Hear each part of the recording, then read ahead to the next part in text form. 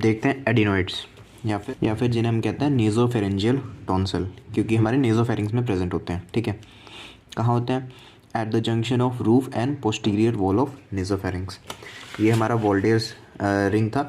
ठीक है, ऊपर ये हमारा जो नेज़ोफेरिंग्स है इसमें सबसे टॉप पे होते हैं हमारे एडिनोइड्स। ठीक है, और ये हमारे थे पैलेटाइन टॉन्सिल। ये बस लोकेशन के लिए।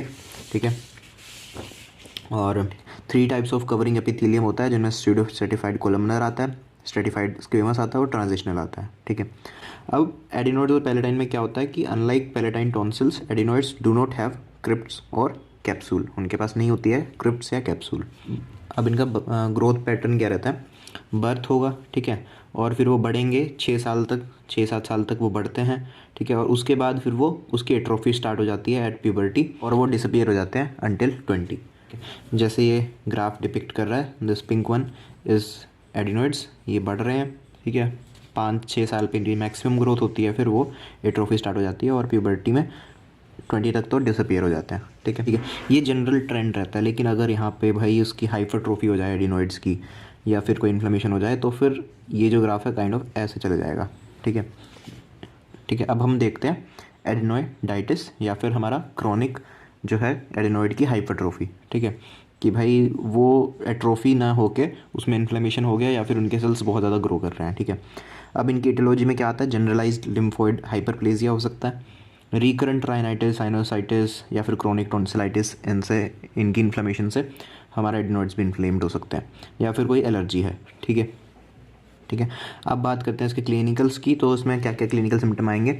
नेज़ल, ओरल और जनरलाइज्ड होते हैं। तो पहले नेज़ल सिम्टम्स की बात करते हैं। उसमें क्या होगा? नेज़ल ऑब्स्ट्रक्शन होगी, patient is mouth breather, nasal discharge होगा, वेट बबली नोज़ होगा, साइनोसाइटिस एपिस्टेक्सिस भी हो सकती है, और वॉइस चेंज भी हो सकती है। क्यों? क्योंकि हमारा नेज़ल ऑब्स्ट्रक्शन हुआ है। ठीक है, और ओरल सिम्टम क्यों आएंगे? अच्छा, नोज़ का तो समझ में आता है कि भाई वो नेज़ोफेरिंग्स पे है तो नोज़ के सिम्टम्स आएंगे। ओरल क्यों आएंगे? क्योंकि एडिनोइड्स के पास ही हमारी स्टेशन ट्यूब की ओपनिंग होती है। तो ओरल सिम्टम्स क्या आएंगे? या तो स्टेशन ट्यूब की ऑब्स्ट्रक्शन हो सकता है, ब्लॉकेज ऑफ स्टेशन ट्यूब, जिससे कि हमारा टिम्पैनिक मेम्ब्रेन जो है वो उसका रिट्रैक्शन हो जाएगा, और ठीक है, और कंडक्टिव हीयरिंग लॉस कर सकता है।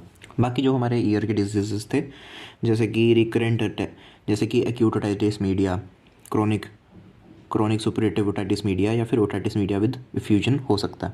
ठीक है, थ्रू स्टेशन ट्यूब। ठीक है, और जनरलाइज सिम्टम्स क्या आएंगे? एडिनोइड फेसेस अभी देखते हैं। पल्मोनरी हाइपरटेंशन हो सकता है लॉन्ग स्टैंडिंग केसेस में, और एप्रोसेक्सिया क्या होता है? Lack of concentration in studies, वही भाई डिस्कम्फर्ट और पेन की वजह से। तो अभी बात करते हैं एडिनोइड फेसेस। ठीक है, अच्छा, जनरलाइज में एडिनोइड फेसेस जो है, इस पर शॉर्ट नोट भी आ सकता है अलग से। सो इसमें है क्या कि भाई तो एडिनोइड्स है, बच्चों में ही होगा ऑब्वियसली, और तो उसके जो फेस की अपीयरेंस आती है उसको हम कहते हैं एडिनोइड फेसेस। उसमें कैसा फेस होता है? इलोंगेटेड फेस होता है, ओपन माउथ होता है, पिंच्ड इन नोज़ अपीयरेंस होती है, माउथ ब्रीदर होगा ऑब्वियसली, क्योंकि भाई नोज़ से सांस लेने में बहुत दिक्कत होगी, और हार्ड पैलेट उसका हाई आर्च्ड रहेगा, माउथ ब्रीदर्स में होता ही है, और क्राउडेड होते हैं अपर टीथ, और इसमें 1-2 प्लस और कि नेज़ल डिस्चार्ज वगैरह हो सकता है। ठीक है, अब इसका डायग्नोसिस कैसे होता है? नेज़ोफेरेंजियोस्कोप से, या फिर एक्सरे करते हैं हम सॉफ्ट टिश्यू नेक का लेटरल व्यू। ठीक है, जैसे बुक में दिया हुआ है, एनलार्ज्ड एडिनोइड्स हैं यहाँ पे 7 ईयर ओल्ड गर्ल में।